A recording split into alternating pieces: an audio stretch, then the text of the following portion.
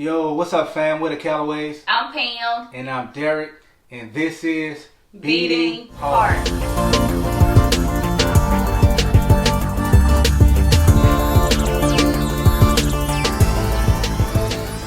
Hi guys, thank you for joining in for another episode of BeatingHeart. Yeah, and you know the deal. Like, subscribe, and don't forget to hit that notification bell. And as always, leave your comments in the comment section down below. So today we kind of want to talk to you guys about conscious communication.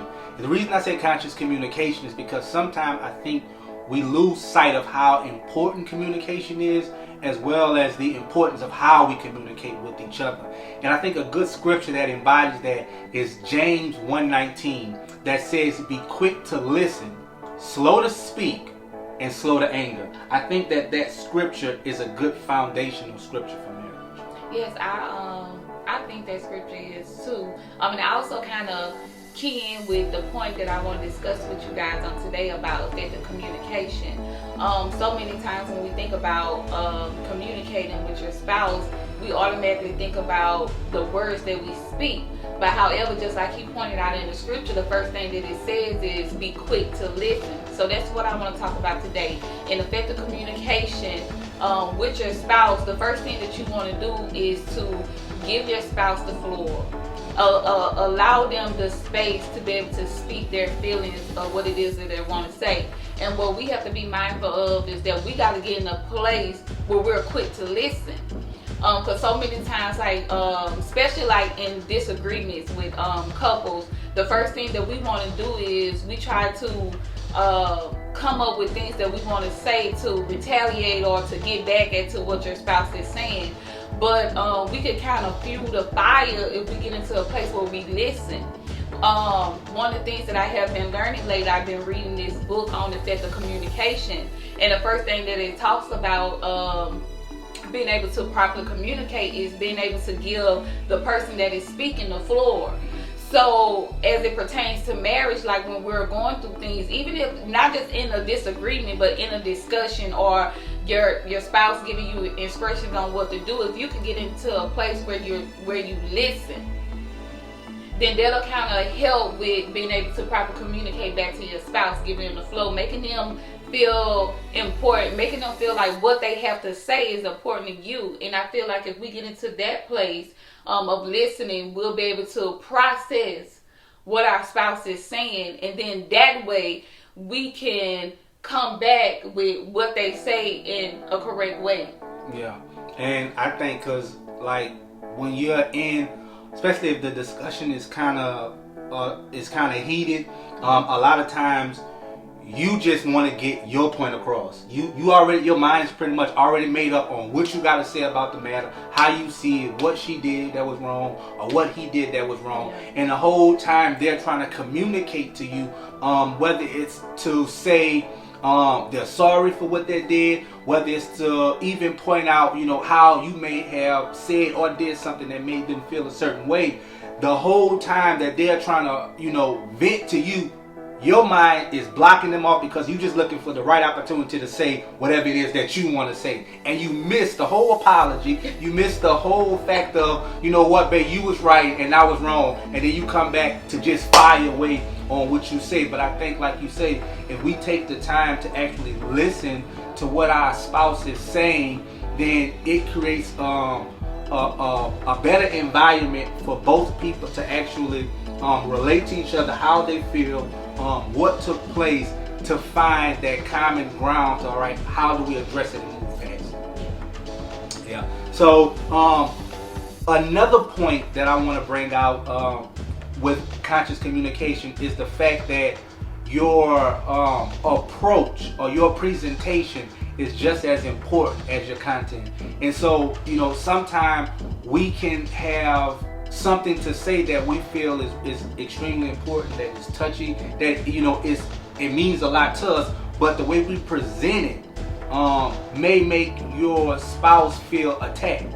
And we talked about this earlier about there are times where I might say something out of lying or in a manner that makes my wife feel like I'm attacking her, and then when that happens, she lashes back because she's in attack mode, she's in defense mode, and so vice versa.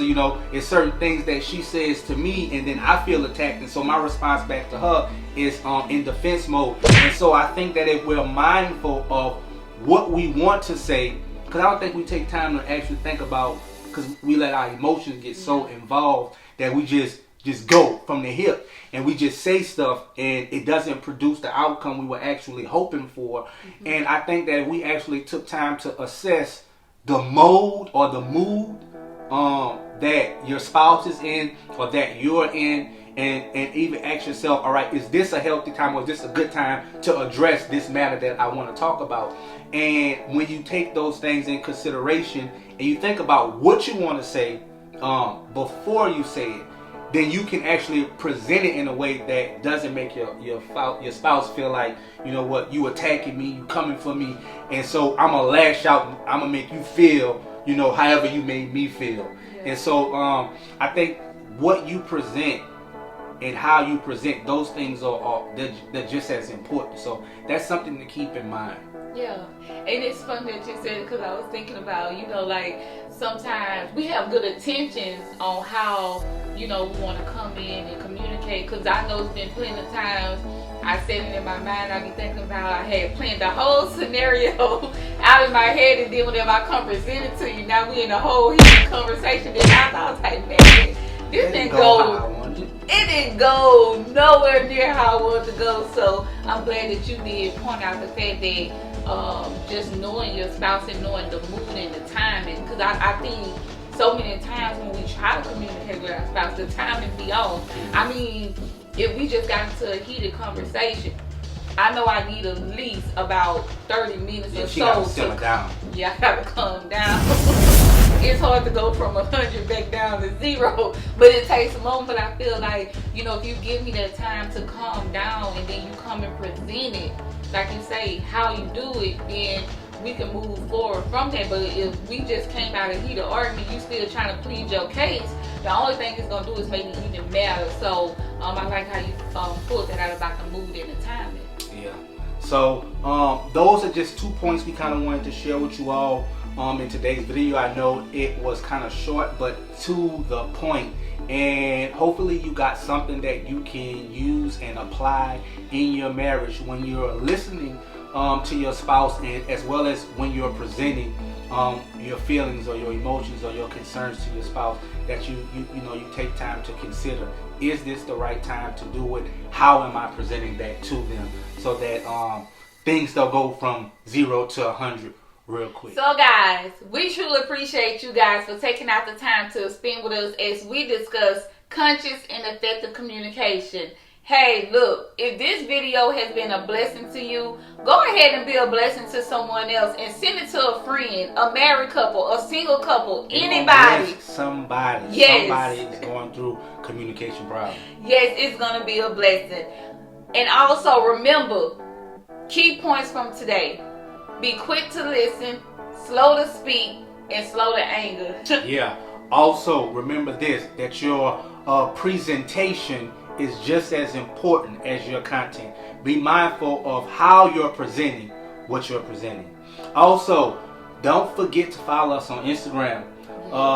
Subscribe to our page. Hit the like button. Hit that notification bell so that you can be updated and notified whenever we have a new video or whenever we're going live, so that you don't miss out on any of our content. This is only part 1 of communication. There's so much that needs to be touched on this subject, and we're going to try to kind of just go into this thing, be kind of strategic with it. So just continue to follow us, make sure that you're with us along the journey, and I guarantee you're going to be blessed. So until next time, we love you guys.